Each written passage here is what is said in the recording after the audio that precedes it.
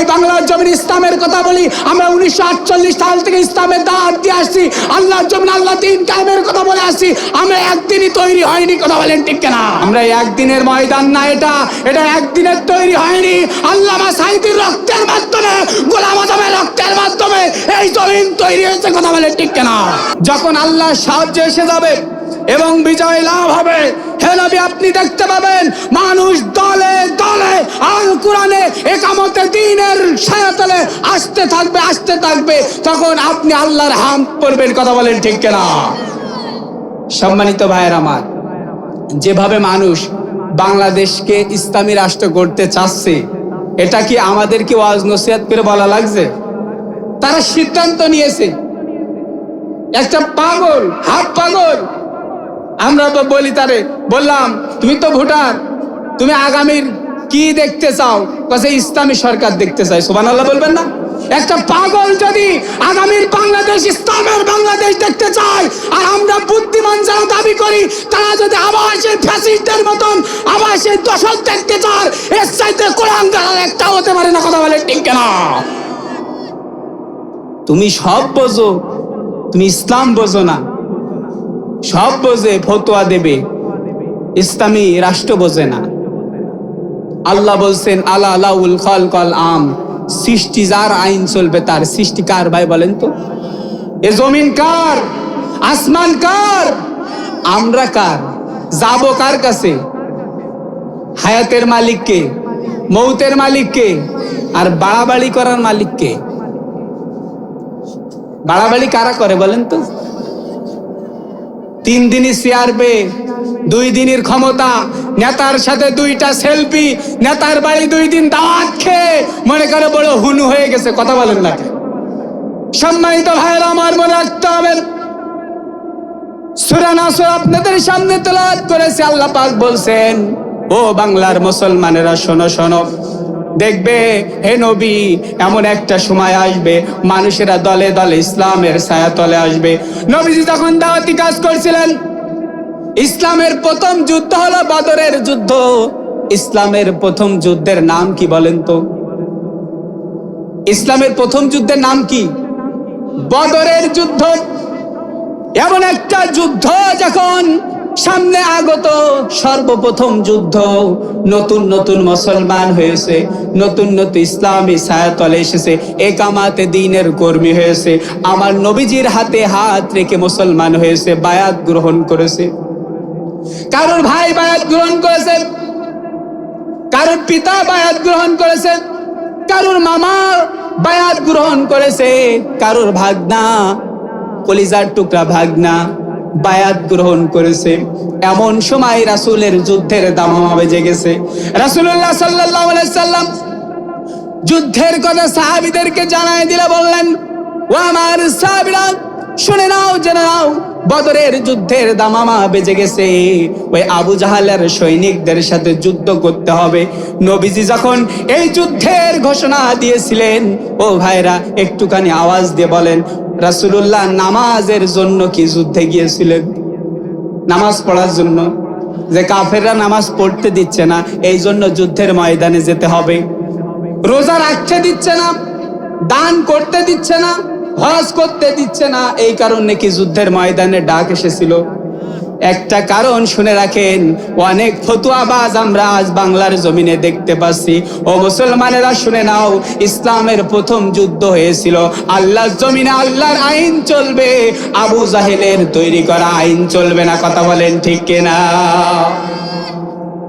আল্লাহর আইন প্রতিষ্ঠা করার জন্য, আর আল্লাহর আইন প্রতিষ্ঠা হবে কি দিয়ে বলেন তো? কোরআন দিয়ে। এখন আল্লাহর আইন এই কোরআন দিয়ে বাস্তবায়ন হবে। এক শ্রেণীর মুসলমান দেখবেন মসজিদের আগে আগে দৌড় মারছে। এখন একটা নেতা বলছে, ও আমার কর্মীরা শোনো শোনো, ও আমার কর্মীরা, সামনে নির্বাচন। সামনে কি বাসন? সামনে নির্বাচন। তোমাদের উদ্দেশ্যে একটা কথা বলি, সামনে যেহেতু নির্বাচন, এই নির্বাচনের আগ পর্যন্ত সবাই 5 ওয়াক্ত নামাজ পড়বা। জোরে বলেন সুবহানাল্লাহ। নির্বাচনের আগ পর্যন্ত কয় ওয়াক্ত নামাজ? তাহলে ভাই নির্বাচনের পরে কি হবে? নির্বাচন টান মারবে, কথা বলেন না কেন? নির্বাচনের পরে কি? টান। যারা বলে নির্বাচনের পর্যন্ত নামাজ পড়ে, যারা বলবে নির্বাচন পর্যন্ত নামাজ পড়ো, এই কথা যে কর্মীদেরকে উদ্দেশ্য করে বলে, আল্লাহি আল্লাহর কসম, ওই নেতা কোনোদিন কর্মীর জন্য উপকারে আসবে না। কথা বলেন ঠিক কিনা? যখন ওই নেতা এমপি হবে, মন্ত্রী হবে, তখন ঠিকই বলবে যে ও আমার কর্মীরা কি লাগবে, এই লাগবে, টাকা দাও, দিয়ে দিচ্ছি। কথা বলেন না কেন? আমি বলবো। সম্মানিত ভাইরা আমার, একটুখানি লক্ষ্য করুন, রাসূলুল্লাহ সাল্লাল্লাহু আলাইহি সাল্লাম ইসলামের প্রথম যুদ্ধ, বদরের যুদ্ধ যখন ঘোষণা হয়ে গেল ময়দানে যাবেন, রাসূল একটু চিন্তিত, রাসূল একটু চিন্তা করেছেন। সাহাবীরা দেখে বললেন, ও আমার ভাইরা, সম্মানিত ভাইরা আমার, গভীর মনোযোগ, নবীজি চিন্তিত। সাহাবীরা জিজ্ঞাসা করলেন, ইয়া রাসূলুল্লাহ, আপনি এত চিন্তিত কারণ কি? রাসূল ডাক দিয়ে বললেন, চিন্তিত এই কারণে, এমন একটা যুদ্ধ সামনে আসতেছে, সে মামার বিরুদ্ধে ভাগ্নে। কার বিরুদ্ধে? আপন মামা, তার বিরুদ্ধে ভাগ্নে অস্ত্র ধরবে, পিতার বিরুদ্ধে সন্তান অস্ত্র ধরবে, চাচার বিরুদ্ধে ভাইপো অস্ত্র ধরবে, ভাইপোর বিরুদ্ধে চাচা অস্ত্র ধরবে। কথা বলেন ঠিক কিনা? এমন একটা যুদ্ধ কঠিন হবে না সহজ হবে? রাসূলুল্লাহ যখন চিন্তিত, সাহাবীরা ডাকতে বললেন, ইয়া রাসূলুল্লাহ, ইয়া হাবিবাল্লাহ, আপনি কান খোলসা করে শুনে নেন। এই যুদ্ধে যখন আমরা অংশগ্রহণ করেছি, আপনার হাতে বায়াত গ্রহণ করেছি, আমরা আল্লাহর সেই শিখানো আয়াত মনে পড়ে গেল, আমার সন্তান, আমার পিতা, আমার যা কিছু আছে, আমার বাসস্থান, সম্পদ, সব চাইতে আল্লাহ এবং আল্লাহ রাসূলকে আমি বেশি ভালোবাসি। জোরে বলেন সুবহানাল্লাহ। সাহাবীরা ঘোষণা দিলেন, এই যুদ্ধের ময়দানে আমার অস্ত্রের সামনে যে আসুক না কেন, আমি দেখব না আমার পিতা, দেখব না আমার ভাইপো, দেখব না আমার মামা, আমি দেখব সব আল্লাহর শত্রু। কথা বলেন ঠিক কিনা? সব কার শত্রু? আল্লাহর শত্রু। সম্পর্ক আছে ততদিন, ইসলামের সাথে সম্পর্ক থাকবে যতদিন। কথা বলেন ঠিক কিনা? সম্মানিত ভাইরা আমার, সামনে এমন একটা দিন আপনাদের সামনে, আমাদের সামনে আগত হয়েছে, ঠিক এমনই যুদ্ধ হবে, বদরের যুদ্ধ। আমার উস্তাদের আছে, গভীর উস্তাদদের কাছেও শুনে নেবেন কি যুদ্ধ আসতে যাচ্ছে।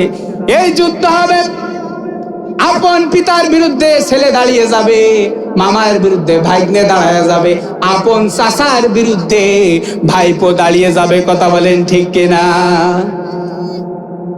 এমন একটা যুদ্ধ সামনে আসছে, আপনাদেরকে বলবে কি যা বাংলাদেশে ইসলাম সম্ভব না, বলছেন আমাদেরকে। আচ্ছা বলেন, ক্ষমতা দেওয়ার মালিক কে? ক্ষমতা দেওয়ার মালিক হলো আল্লাহ। আল্লাহ যদি চায় এই বাংলাদেশ থেকে ইসলামকে কেউ কি বিতাড়িত করতে পারবে? আল্লাহ যদি চায় ইসলাম থাকবে। শুনে রাখো, যেমন মামুর বাড়ি গেছে, তোমরাও লন্ডনে যেতে প্রস্তুত হয়ে নাও, ইসলামের সাথে গাদ্দারি চলবে না। কথা বলেন ঠিক কিনা? ইসলামের সাথে গাদ্দারি করতে এসো না। ইতিহাসের দিকে তাকায় দেখো, আবু জাহেলের কি অবস্থা হয়েছে, ফিরাউনের কি অবস্থা হয়েছে, নমরুদের কি অবস্থা হয়েছে। কথা বলেন ঠিক কিনা? কেউ কি টিকতে পেরেছে? ইসলামের ইতিহাস বিজয়ের ইতিহাস। ইসলাম কোনোদিন পরাজয় বরণ করে? পরাজয় বরণ হয়েছে? কোন যুদ্ধে পরাজয় হয়েছে? তাই এবার যে যুদ্ধ আসছে, বদরের যুদ্ধ, ইসলামের ভিতরে মানুষ যেমন দলে দলে দাখিল হচ্ছে, এক দল প্রাণীর ভিতরে ভীত, সুস্থ হয়ে ভীত, ভয়তে কাঁপাকাঁপি শুরু করেছে। কি হবে, কি হবে? কথা বলেন তাকে। বাংলা বলে অমুক প্রার্থী অমুক, অমুক প্রার্থী অমুক, ইসলামের পক্ষে যারা আছে পারবে না। শুনে রাখো, শুনে রাখো, এবার বাংলার মুসলমান সিদ্ধান্ত নিয়েছে, বাংলার মুসলমান সিদ্ধান্ত নিয়েছে, আল্লাহর দ্বীন কায়েম যারা করতে চায়, আল্লাহর জমিন আল্লাহর দ্বীন বাস্তবায়ন যারা করতে চায়, তাদের পক্ষে বাংলাদেশের জনগণ আসবে। কথা বলেন ঠিক কিনা? এভাবে যখন মা বোনরা আসতে শুরু করেছে, যখন দেখছে মানুষকে আর ইসলামের পক্ষ থেকে ঠেকানো যাচ্ছে না, তখন কি করছে জানেন? বলছে, যারা তোমাদেরকে ইসলামের কথা বলছে এরা সব ক্ষমতা লোভী। কথা বলেন না কেন? শুনে রাখো, আমরা ইসলামের কথা কিন্তু একদিন ধরে বলছি না। আমরা ইসলামের কথা কিন্তু নির্বাচন আসলে বলি না। আমরা কিন্তু টুপি নির্বাচন আসলে পড়ি না। আমরা পাঞ্জাবি টুপি এবং যা কিছু আছে, হিজাব বলেন, যাই কিছু আছে, যারা ইসলামী আন্দোলনের কর্মী তারা নির্বাচনের জন্য টুপি মাথায় দেয় না। কথা বলেন ঠিক কিনা? আমরা 12 মাস এই বাংলার জমিন ইসলামের কথা বলি। আমরা 1948 সাল থেকে ইসলামের দাওয়াত দিয়ে আসছি। আল্লাহর জমিন আল্লাহ দ্বীন কায়েমের কথা বলে আসছি। আমরা একদিনই তৈরি হয়নি। কথা বলেন ঠিক কিনা? যখন ঠেকাতে পারছে না, বলছে হুজুর ভাড়া করছে করে, বলতেছে তালিম করা জায়েজ নেই। কথা বলেন না? আমরা তালিমকে আমরা নির্বাচনের সময় করছি। বিগত 16 বছর আমরা আনাসে কানাসে কোরআনের তালিম করছি, মা বোনদের কাছে ইসলামের দাওয়াত দিচ্ছি। কথা বলেন ঠিক কিনা? আমরা একদিনের ময়দান না, এটা একদিনের তৈরি হয়নি। আল্লামা সাঈদীর রক্তের মাধ্যমে, গোলাম আযমের রক্তের মাধ্যমে এই জমিন তৈরি হয়েছে। কথা বলেন ঠিক কিনা? আসুন, আগামীর বাংলাদেশ ইসলামের বাংলাদেশ, আগামীর বাংলাদেশ কোরআনের বাংলাদেশ, আগামীর বাংলাদেশ কাদের ভাইদের মতন ব্যক্তি দিয়েই গড়া হবে ইনশাআল্লাহ। সম্মানিত ভাইরা, আল্লাহ আমাদের সবাইকে কবুল করুক। আমিন।